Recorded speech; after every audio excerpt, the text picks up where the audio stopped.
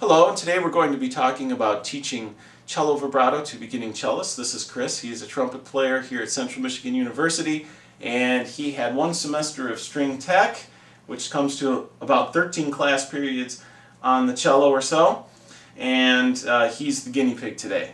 So thank you, Chris, for being here. All right. I also would like to refer you to the web page on cello vibrato where it goes into an analysis of the technique. All of these exercises will make more sense if you understand the technique behind them. Okay, Chris, let's start with the first exercise. Okay, I call this robot wave. One of my younger students gave it this name. The reason I do the robot wave is because, as you can see, the motion comes from the upper arm, and as opposed to merely coming from the wrist or the forearm. Now this is just for vibrato down in the lower positions. Okay? Good.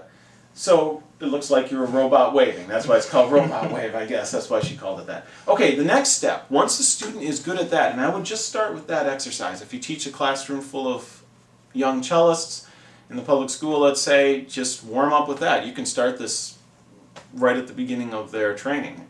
You know, you don't have to wait a while to introduce them to vibrato. You can start doing the exercises. Once they're good at that, have them gradually bend the arm and keep the exact same motion going in the upper arm here. Okay, there we go. That's it. And sometimes it's easier in the beginning if you keep your hand just kind of facing the ground, because it's the same position as with the robot wave. So that could be step number 2. Floor, ceiling, floor, ceiling, floor, ceiling. And again, this starts to create its own momentum. It's like a teeter-totter going here. Okay, good. Sometimes the shoulder will get tired with the students, by the way. I don't know how your shoulder is. Feeling all right? Okay, cool. All right, then the next step would be then to turn the hand in the direction of the fingerboard. Right.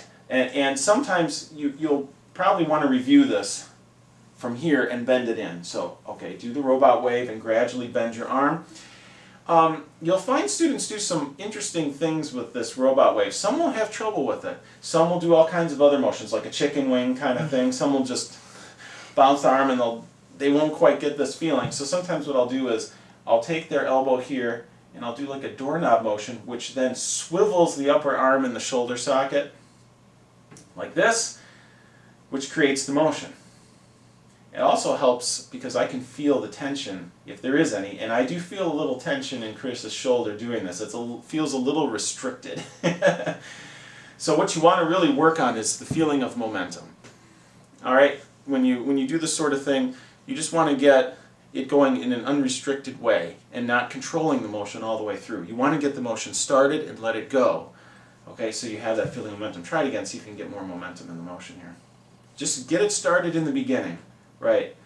A lack of momentum is often a cause of tension. It's not the only cause, but it's a major cause of it. All right, that's looking better.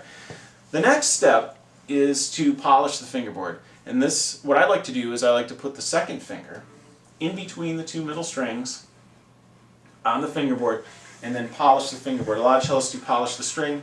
It's similar. I do polish the fingerboard, and you'll see why in a moment. And again, let's go all the way back to robot wave and bring the hand in. This is very helpful to start from here. Bend the arm, move the hand towards the fingerboard, and polish the 2 middle strings. Now what often happens, go ahead and keep doing that, what often happens is a younger cellist will lose their hand position. Their hand will go all over. Okay, you can stop for a second now. Sometimes the hand will just lose its cello shape and do all kinds of things. So I like to make sure my students, when they're doing the polished fingerboard, that they keep a hand position set, a cello hand position, just like this, while they're doing it, so you're simulating the technique as much as possible. Okay, so after that, the next step is planting the finger. And again, you can do all these in long stages. You can start with the robot wave. Then you can work on that with the student for a while until they get it. Then you can have them bend the arm and do floor, ceiling, floor, ceiling. Then you can have them turn the hand in the direction of the fingerboard. And then you can have them polish the fingerboard, and then you can have them plant the finger, and you can do this all very slowly and gradually. Okay, So let's try it again. Let's start it all the way back out here again at the robot wave. Gradually bend the arm.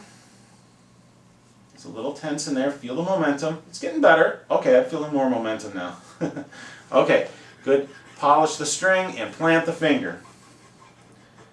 There we go.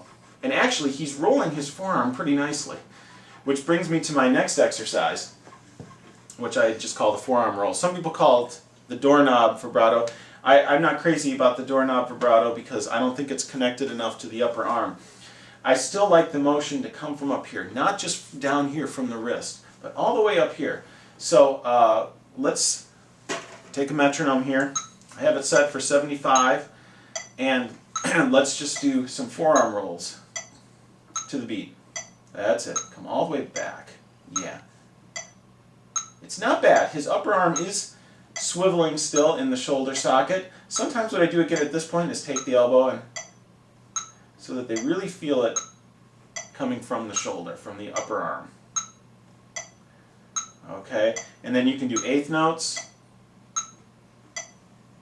It's a little bit from the hand there. It's a little bit too much from the wrist, but yeah. It helps to do this just for a second and then let go and have the student continue it. Good. All right, that's really quite good. Then you can do triplets. Triplet, triplet.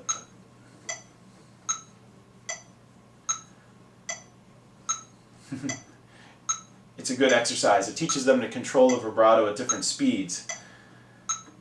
And you know, the brain's figuring out how all this works. Okay, then we can do a 16. So 1, 2, 3, 4, 1, 2, 3, 4, 1, 2, 3, 4, 1, 2, 3, 4, 1, 2. And again, coming from the upper arm. Actually, it's pretty good.